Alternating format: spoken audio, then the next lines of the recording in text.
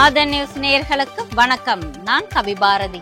ஆதன் தலைப்புச் செய்திகளை காணலாம். முதல்வர் ஸ்டாலின் தலைமையில் இன்று துணைவேந்தர்கள் ஆலோசனை கூட்டம். தமிழ்நாடு பல்கலைக்கழகங்களில் அதிரடி மாற்றங்கள், உயர்கல்வி மேம்பாடு குறித்து முக்கிய ஆலோசனை. பாஜகவுடன் கூட்டணி மட்டுமே அமைத்திருக்கிறோம், கூட்டணி ஆட்சி கிடையாது என அதிமுக பொதுச் செயலாளர் எடப்பாடி பழனிசாமி அறிவிப்பு. தமிழக சட்டப்பேரவையில் இருந்து அதிமுகவினர் வெளிநடப்பு. சில அமைச்சர்கள் மீதான நம்பிக்கையில்லா தீர்மானத்திற்கு அனுமதி மறுக்கப்பட்டதற்கு கண்டனம். சென்னையில் பல்வேறு பகுதிகளில் பெய்த திடீர் மழை, பல இடங்களில் வெப்பம் தணிந்து இதமான சூழல். மெரினா கடற்கரைக்கு கட்டணம் வசூலிக்கப்படும் என்ற செய்தி தவறானது, சென்னை மாநகராட்சி விளக்கம். தங்கம் விலை மீண்டும் இன்று புதிய உச்சத்தை தொட்டது. சவரனுக்கு 70,520 ரூபாயாக அதிகரிப்பு. இனி தொடர்வது விரிவான செய்திகள். முதலமைச்சர் ஸ்டாலின் தலைமையில் இன்று துணைவேந்தர்கள் ஆலோசனை கூட்டம் நடைபெற உள்ளது. தமிழக ஆளுநருக்கு அனுப்பப்பட்டு நிலுவையில் உள்ள 10 மசோதாக்களுக்கு உச்சநீதிமன்றம் தனி அதிகாரம் மூலம் ஒப்புதல் அளித்து உத்தரவிட்டது. இந்த தீர்ப்பை பின்பற்றி சட்ட மசோதாக்கள் தொடர்பான அரசிதழ்களை தமிழ்நாடு அரசு வெளியிட்ட நிலையில் அதனை உறுதிப்படுத்தும் வகையில் பல்கலைக்கழக துணைவேந்தர்களுடனான ஆலோசனை கூட்டத்தை தமிழ்நாடு அரசு கூட்டியுள்ளது. முதலமைச்சர் ஸ்டாலின் தலைமையில் இன்று சென்னை தலைமைச் செயலகத்தில் தமிழ்நாடு உயர்கல்வியை மேம்படுத்துவது தொடர்பாக அனைத்து பல்கலைக்கழகங்களின் துணைவேந்தர்கள் மற்றும் பதிவாளர்களின் ஆலோசனை கூட்டம் நடைபெற உள்ளது. இந்த கூட்டத்தில் பல்கலைக்கழகங்களில் பல்வேறு அதிரடி மாற்றங்கள், உயர்கல்வியை மேம்படுத்துவது மற்றும் திட்டங்களை கொண்டு வருவதற்கான ஆலோசனைகள் நடைபெற உள்ளதாக தகவல்கள் வெளியாகியுள்ளன. பாஜகவுடன் கூட்டணி மட்டுமே அமைத்திருப்பதாகவும் கூட்டணி ஆட்சி கிடையாது என்றும் அதிமுக பொதுச் செயலாளர் எடப்பாடி பழனிசாமி தெரிவித்துள்ளார். சட்டப்பேரவை வளாகத்தில் இன்று செய்தியாளர்களுக்கு பேட்டியளித்த அவர், திமுகவுக்கு எதிரான கட்சிகள் அனைத்தையும் ஒன்று சேர்த்து தேர்தலில் போட்டியிட வேண்டும் என தாங்கள் முடிவு செய்ததாகவும் அந்த முயற்சியில் முதல் கட்டமாக பாஜகவுடன் கூட்டணி அமைத்திருப்பதாகவும் கூறினார். தேர்தலுக்கு இன்னும் ஓராண்டு காலம் இருக்கும் நிலையில் மேலும் சில கட்சிகள் தங்கள் கூட்டணியில் சேரும் என அவர் கூறினார். அதே நேரம் கூட்டணி அரசு அமைய வேண்டும் என யாரும் கூறவில்லை. அதிமுக பாஜக கூட்டணி ஆட்சிதான் என்று தெரிவிக்கப்பட்டதை தவிர அரசு அதிகாரத்தில் பங்கு என பாஜக கூறவில்லை என்றும் தெரிவித்தார். கடந்த வாரம் சென்னை வந்த பாஜக மூத்த நிர்வாகியும் மத்திய உள்துறை அமைச்சருமான அமித்ஷா அதிமுகவுடனான கூட்டணியை உறுதி செய்து தமிழகத்தில் கூட்டணி ஆட்சி அமைக்கப்படும் என கூறியிருந்தார். தமிழக சட்டப்பேரவையில் இன்று அமைச்சர்கள் சிலருக்கு எதிரான நம்பிக்கையில்லா தீர்மானம் கொண்டுவர அனுமதி மறுக்கப்பட்டதை கண்டித்து அதிமுக உறுப்பினர்கள் வெளிநடப்பு செய்தனர். அமைச்சர்கள் KN நேரு, பொன்முடி உள்ளிட்டோருக்கு எதிராக அதிமுக உறுப்பினர்கள் நம்பிக்கையில்லா தீர்மானம் கொண்டு வந்தனர். ஆனால் இதற்கு பேரவைத் தலைவர் அப்பாவு அனுமதி மறுத்ததால் அதிமுக உறுப்பினர்கள் அனைவரும் எதிர்க்கட்சி தலைவர் எடப்பாடி பழனிசாமி தலைமையில் வெளிநடப்பு செய்தனர். பேரவை வளாகத்தில் அரசுக்கு எதிரான கோஷங்களை எழுப்பினர். அதே நேரம் மற்றொரு அதிமுக சட்டமன்ற உறுப்பினரான தளவாய் சுந்தரம் மட்டும் இந்த வெளிநடப்பில் பங்கேற்காமல் பேரவைக்குள்ளேயே அமர்ந்திருந்தார்.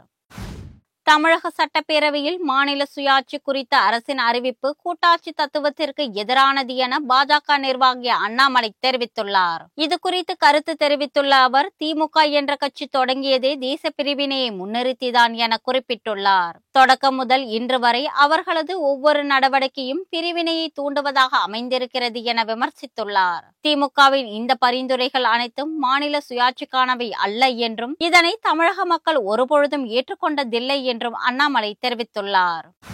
தமிழகத்தில் சிறு கனிம நிலவரியை ரத்து செய்ய வலியுறுத்தி கிரஷர் மற்றும் ஜல்லி உற்பத்தியாளர்கள் வேலைநிறுத்த போராட்டத்தை தொடங்கி உள்ளனர். இதனால் அரசுக்கு நாள் ஒன்றுக்கு 300 கோடி ரூபாய் வரை வருவாய் இழப்பு ஏற்படும் என கூறப்பட்டுள்ளது. குவாரிகளில் இருந்து கல் எடுத்து வர இதுவரை கனமீட்டர் அடிப்படையில் அரசுக்கு வரி செலுத்தப்பட்டு வந்த நிலையில் தற்போது மெட்ரிக் டன் முறையில் வரி செலுத்த வேண்டும் என அரசு புதியதாக வரி விதித்து இருப்பதால் அதற்கு எதிராக இந்த போராட்டம் நடைபெறுகிறது. இதன் காரணமாக ஜல்லி, எம்சாண்ட் மற்றும் பிசாண்ட் ஆகியவற்றின் விலையை உயர்த்த வேண்டிய நிலை ஏற்பட்டுள்ளதாக கிரஷர் மற்றும் ஜல்லி உற்பத்தியாளர்கள் சங்க நிர்வாகிகள் தெரிவித்துள்ளனர். தமிழகம் முழுவதும் செயல்படும் 3000க்கும் அதிகமான கல்குவாரிகள் மூலம் நேரடியாகவும் மறைமுகமாகவும் பல்லாயிரக்கணக்கானோர் வேலைவாய்ப்பு பெற்றுள்ளனர். தமிழக அரசு தரப்பில் வெளியிடப்படும் அரசாணைகள், சுற்றறிக்கைகள் அனைத்தும் இனி தமிழில் மட்டுமே இருக்க வேண்டும் என்று அரசு உத்தரவு பிறப்பித்துள்ளது. மேலும் துறை சார்ந்த தலைமை அலுவலகங்களில் இருந்து பிற அலுவலகங்களுக்கு அனுப்பப்படும் அனைத்து கடிதங்களும் தமிழில் இருக்க வேண்டும் என தெரிவிக்கப்பட்டுள்ளது. பொதுமக்களிடமிருந்து தமிழில் வருகின்ற கடிதங்களுக்கு தமிழிலேயே பதிலளிக்க வேண்டும். அரசு பணியாளர்கள் அலுவலகம் தொடர்பான அனைத்து இடங்களிலும் தமிழில் மட்டுமே கையொப்பமிட வேண்டும் என்றும் அரசாணையில் தெரிவிக்கப்பட்டுள்ளது. இதுவரையிலும் தமிழக அரசு தரப்பில் வெளியிடப்படும் அரசாணைகள் மற்றும் சில சுற்றறிக்கைகள் தமிழ் அல்லாமல் ஆங்கில மொழியிலும் வெளியிடப்பட்டு வந்தன என்பது குறிப்பிடத்தக்கது. புகழ்பெற்ற சென்னை மெரினா கடற்கரைக்கு செல்ல இனி கட்டணம் வசூலிக்கப்படும் என்ற செய்தி தவறானது என சென்னை மாநகராட்சி விளக்கம் அளித்துள்ளது. இதுகுறித்து செய்தியாளர்களுக்கு பேட்டியளித்த மாநகராட்சி ஆணையர் குமரகுருபரன், மெரினா கடற்கரைக்கு நீலக்கொடி அங்கீகாரம் பெற வேண்டிய 6 கோடி ரூபாய் மதிப்பில் அதனை மேம்படுத்தும் பணிகள் நடைபெற இருப்பதாக கூறினார். இந்த பணிகள் முடிந்த பிறகு மெரினா கடற்கரைக்கு செல்ல பொதுமக்களிடம் கட்டணம் வசூலிக்கப்படும் என வெளியான செய்திகளை அவர் மறுத்தார். மெரினா கடற்கரையை இயற்கையான சூழலில் பொதுமக்கள் பயன்படுத்த வேண்டும் என்பதற்காகவே நீலக்கொடி கடற்கரை திட்டம் கொண்டுவரப்பட்டிருப்பதாகவும் ஆணையர் தெரிவித்தார்.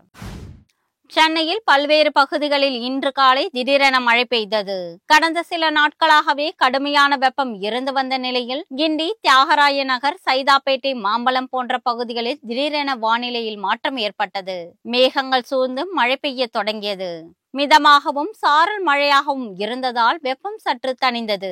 ஆங்காங்கே விட்டுவிட்டு மழை பெய்வதால் சென்னை நகரின் பல இடங்களில் வெப்பம் தணிந்து இதமான சூழல் நிலவுகிறது. ஏற்கனவே தமிழகத்தின் நெல்லை, கோவை, தேனி போன்ற மாவட்டங்களில் அவ்வப்பொழுது மழை பெய்து வரும் நிலையில் சென்னையிலும் மழை பெய்திருப்பது சென்னை வாசிகளை உற்சாகத்தில் ஆழ்த்தி உள்ளது. தமிழகத்தில் இந்த ஆண்டு தென்மேற்கு பருவமழை குறைவாக இருக்கும் என இந்திய வானிலை ஆய்வு மையம் கணித்துள்ளது.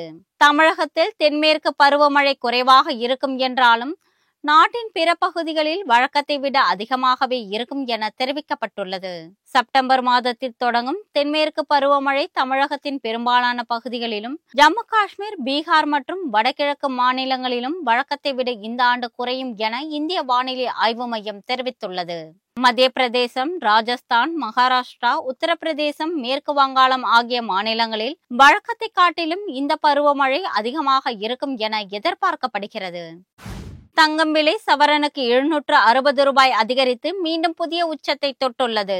சென்னையில் இன்று 22 கேரட் ஆபரண தங்கம் கிராமுக்கு 95 ரூபாய் அதிகரித்து ஒரு சவரனுக்கு 760 ரூபாய் உயர்ந்துள்ளது. இதன் மூலம் ஒரு சவரன் மீண்டும் 70,000 ரூபாயை தாண்டி இருக்கிறது. 70,520 ரூபாய்க்கு விற்பனையாவதால் தங்கம் விலை மீண்டும் புதிய உச்சத்தை தொட்டிருக்கிறது. கடந்த 12ஆம் தேதி 70,160 ரூபாயாக விற்பனை செய்யப்பட்ட 1 கிராம் சவரன் தங்கம் தற்போது மேலும் விலை அதிகரித்து உள்ளது.